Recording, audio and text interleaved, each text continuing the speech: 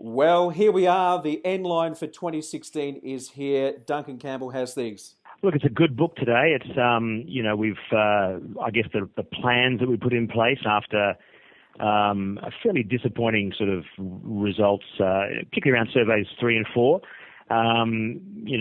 is really, they really pay dividends, to be honest. I mean, we've come back and recovered really well, and I think that's a full credit to all the teams involved. I think some of the predictions that I made as well back in the early part of the year have come true. So we have an enormous amount of confidence still in our sort of strategy and the focus we have on execution, and we continue to deliver and correct issues very effectively. I think that puts us in a good position now for further improvements in 2017. Talking about ups and downs and a rough year, WSFM, it had some shit bits, let's be honest. But finally, some great news to wrap up the year. Up 1.4 points to end at 8.3, increases across all your day parts and demos. Yay.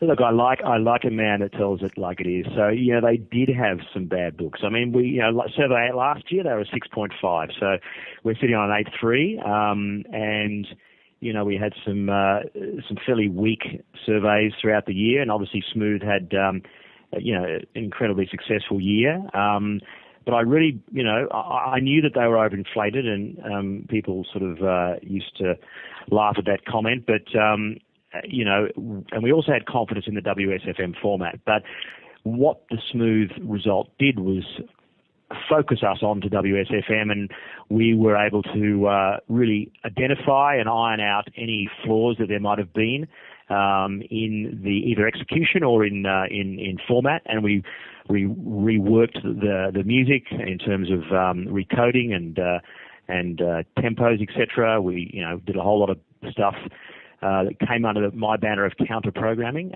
which was scoffed at a couple of times. But, I did predict Smooth would come off. It started to come off last book, and it's come off again this book, and that will continue. They did a tremendous job, by the way, and I'm not suggesting they're going to be, a sort of a 4 or 5% radio station. They'll remain relatively strong, but the WSFM format, should be rating stronger, and today it really rebounded, and we're sitting at number 3 FM, and we're going to get back to number 2 FM early part of next year, and that's going to mean the Sydney duopoly is back at full strength. But so WSFM is a great result today, and it's I think one of the key highlights of the survey. Yeah, and obviously Kiss 106.5, solid result to end the year on a high for those guys as well. Well, I always think that station's, always incredibly strong. I mean, sort of Kyle sneezes and everybody, thinks the whole station's got a cold, and we should be sort of calling in the ambulance service. But that show is a powerhouse. It's one of the biggest shows, the biggest show in the country, I'd say. And like anything, it ebbs and flows a little bit. And but to end the year as the number 1 FM breakfast show, and also have the number 1 FM station with Kiss, and also the number 1 FM drive show with Kiss, is tremendous, and also some fairly healthy sort of workday day parts as well. So look, it's a great station, and when the planets align for Kiss 106.5, it really comes home. So it's a great result today. Smooth Melbourne has leapfrog gold to take number 2 FM down there. Have you got yourself a battle in your hands into 2017, similar to what we saw in Sydney? Is counter-programming going to come into play, Duncan? Let's cut to the chase. No, I don't think we do. I think it's a one-off. There was no. We always had indicators that Smooth in Sydney was building. I mean, it was building throughout, the sort of latter part of 2015, and they did some really sort of effective sort of programming moves for Smooth in Sydney. This has really come out of the box. There was no indicators to that, so I stake the reputation on the fact that it's probably going to be just a spike. What's interesting though in Melbourne is the fact that Kiss and Nova end the year fairly close. I mean, it's a 6 share versus 6-4, so that battle for that second position in that CHR triangle is really still on. Obviously, Fox has done exceptionally well this year, and Gold, despite ending up number 3 FM, is 8.6 up 0.6. So it's had a wonderful year. So if we can improve KISS, and incrementally we have been slowly over the years, certainly in breakfast, for example, then we can have a much better year next year in terms of the numbers we produce out of Melbourne. Well, after just, let's say, a few interesting weeks in Brisbane, 97.3 has finished the year on a massive high, up 1.5 points, a 13.7, and, well, a clear number 1. Well done. Well, it's a number 1 radio brand in Brisbane. I think we've proven that. We've had they've been number 1 for virtually the 2 previous years, 14 and 15, and this year was a challenging one. Certainly the early part, we were hit hard in Survey 4. I think it was a 2.6% drop, 10 plus, and we knew it would take a little bit longer to recover, but again, we went and reworked the music and retested that music again, and came back very strong in terms of the overall numbers.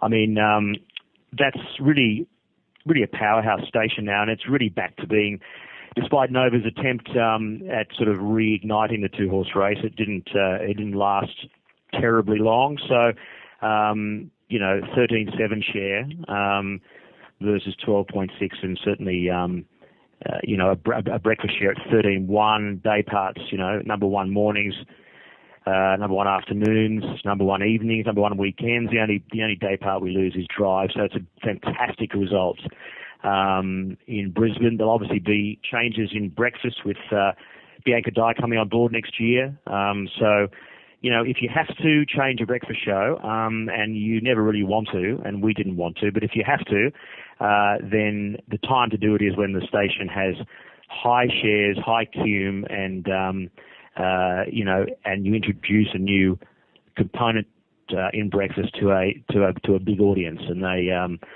that's the time to do it. So we've got some confidence around that next year as well. Yeah, what can we expect from the new team? Look, I think you're going to find that there's certainly a broader appeal there, which I think the station needs. I mean, you're talking about a show that's been around for 10 years. It's it's always good to sort of introduce elements to a show that gives it potentially another 10-year cycle. So as when we were forced to sort of look at that, we realised that timing wise it was good, and with Bianca available, it was the talent was there, so it was, and the time was good if we were going to do it, even though we didn't really want to do it. But so we became more comfortable with that once we spent a bit of time with Bianca, and she engaged fairly quickly with Terry, and there was a dynamic there that was good and very positive. So I think it's going to be there'll certainly be a different dynamic, a broader appeal, and I think a lot more fun, I'd say. 4KQ, again, a solid performer, ending the year on an 8.8 share, strong 10 plus as well in breakfast.